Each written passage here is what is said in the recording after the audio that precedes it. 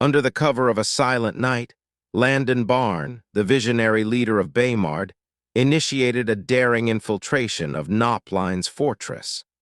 Alongside his elite team, he moved with calculated precision, neutralizing guards with tranquilizer darts before they could sound the alarm. With the guards incapacitated, Landon's soldiers secured the perimeter. Stripping the guards of their gear, they assumed the identities of the enemy, an act of subterfuge that would allow them to walk through the gates undetected. Private Adam, once dreaming of a cinematic heist against elite villains, found himself staring at a group of drunken, lazy guards. The reality of the mission was far less glamorous than the books he read, yet the danger remained absolute. The undercover team took their positions, hands trembling not from fear, but from the adrenaline of impending chaos. They held the small, deadly metal spheres tight, waiting for the signal to shatter the enemy's false sense of security. The peace of the night was shattered by thunderous booms. Grenades rained down on the archers, tearing through the enemy defenses with clinical efficiency. Chaos erupted, transforming the courtyard into a furnace of confusion. Panic spread through the ranks of the knights. They were leaderless and overwhelmed, caught in a trap of their own making. Landon's team moved through the smoke like ghosts, tightening their grip on the fortress gates. The main gate room was the next objective. Gavin and his men feigned desperation, tricking their way into the control room to seize the massive iron gates. They would ensure that not a single enemy escaped the coming storm. With a thunderous crash, the gates were sealed. The enemy was now trapped within the inner courtyard, a prison of stone and panic. The mission had reached its point of no return. The destruction continued. Using strategically placed explosives, Landon brought the very structures of the fortress down upon the heads of the trapped knights. The foundations crumbled, turning the upper levels into a mountain of debris. Landon and his men blended perfectly into the chaos, feigning confusion as if they too were victims of the collapsing walls. They navigated the maze of the estate, heading toward the underground slave quarters. The rescue phase had begun. Clovis led his team into the dark, damp depths of the basement. The air was thick with the scent of misery, but hope was about to be restored to the captives hidden below. The guards in the hallway didn't even have time to scream. Clovis's team, masters of the shadows, neutralized them with surgical precision. The path to the slave quarters was clear. Ewing and Tang reached the first row of cells. The captives were wary, hardened by years of abuse. They did not know if these men were rescuers or just another set of cruel masters.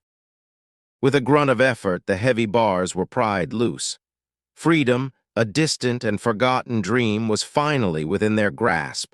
The captives joined the effort, their weary faces lighting up with a flicker of defiance. The veteran knights blocking the path proved to be a harder challenge. They rushed forward, blades drawn, believing they could overwhelm the intruders. They had no idea what they were up against. Bullets ripped through the silence of the basement. The veterans fell, their lives ending in a storm of lead. Clovis didn't hesitate. The mission was more important than mercy. The leader tried to bargain, offering treasures and power. Clovis, his face devoid of emotion, simply leveled his weapon. He knew their currency had no value against the justice of Baymard. Regrouping on the ground level, the mission entered its final phase. They had secured the slaves and decimated the guards. Now, it was time to vanish into the night. Days later, the fleet sailed toward the coast. Tears of joy flowed as families were reunited on the decks. Landon watched from the bow, his heart swelling with satisfaction. The rescue was complete.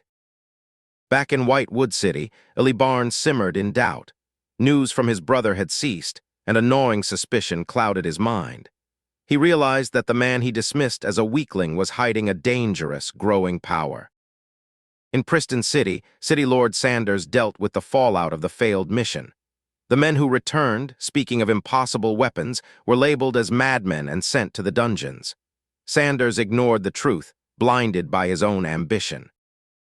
Thousands of miles away, the merchant Prince Knopline was consumed by rage. The letters had arrived, detailing the loss of his camps. A peasant, Landon Barn, had dared to strike at his empire. He would stop at nothing to destroy him. In Baymard, life thrived. Herman, once a slave, sat for his first mathematics exam. The school system pushed him, but he embraced the challenge, knowing that education was the key to rebuilding his cousin's legacy in Corona. Even the elders found solace in Baymard. Grandpa Adrian, once burdened by the heavy mantle of leadership, now felt the weight lift as he played games with friends who saw him as an equal, not a king.